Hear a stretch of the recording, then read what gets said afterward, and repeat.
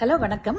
நிறைய பேர் sugar tablet சாப்பிட்றவங்க என்ன பண்ணுவாங்க, டயட்டையும் கண்ட்ரோலில் இருங்க நாங்கள் அட்வைஸ் பண்ணுறோம்.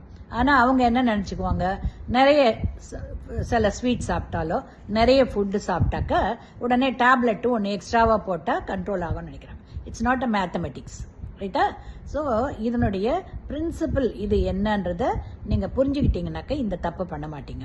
அந்த டயட்டு சுகர் இருக்கிற கார்போஹைட்ரேட் இருக்கிற டயட்டு நிறைய எடுத்தோம்னாக்கா பிளட் சுகர் லெவல் இன்க்ரீஸ் ஆகும், ரைட்டா? அந்த பிளட் சுகர் லெவல் சர்டன் லெவலுக்கு மேலே, அதாவது 120 to 140 வரைக்கும் இருக்கலாம் ஆஃப்டர் ஃபுட்டு. பட் 180க்கு மேலே ஆச்சுனாக்கா கிட்னி யூரின் வழியாக சுகரை தள்ளிடும். ஸோ என்ன பண்ணணும், ஃபுட்டை நீங்கள் கார்போஹைட்ரேட் குறைச்சலாக இருக்கிற ஃபுட்டை எடுத்துக்கிட்டிங்கன்னா ஓரளவு கண்ட்ரோல் ஆகும். அதையும் மீறி சில ரெசிஸ்டன்ஸ் ஃபார்ம் ஆகிருந்து டேப்லெட் ப்ரிஸ்கிரைப் பண்ணாங்கன்னா அந்த ப்ரிஸ்கிரைப்டு டேப்லெட் டோஸ் மட்டும்தான் எடுக்கணும். அது என்ன பண்ணும், பேங்க்ரியாஸில் இருக்கிற ஆல்ரெடி இருக்கிற இன்சுலினை வெளியேற்றும், ரைட்டா? ஒரு எவ்வளோ வேணுமோ அந்த அளவுக்கு அது ரிலீஸ் பண்ணும். பட் நம்ம எக்ஸ்ட்ராவாக டோஸ் சாப்பிட்டுக்கிட்டே இருந்தோம்னாக்கா அதுக்கு தகுந்த அளவுக்கு அது ஒர்க் பண்ணாது.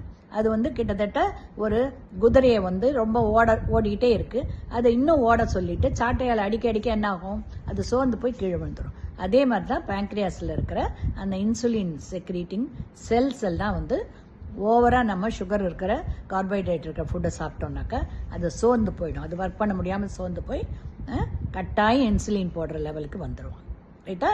இன்டர்னல் இன்சுலின் பத்தாமல் போயிடும். அதனால் ஓரளவுக்கு நீங்கள் கண்ட்ரோலில் வச்சுக்கணுன்னாக்கா உங்கள் டயட்டையும் ஓரளவு எக்ஸசைஸையும் நீங்கள் கட்டாயம் ஃபாலோ பண்ணியே ஆகணும், ஓகேங்களா? அப்போ தான் ஒரு ஹெல்த்தி லைஃப்பை நீங்கள் லீட் பண்ண முடியும், ஓகேவா?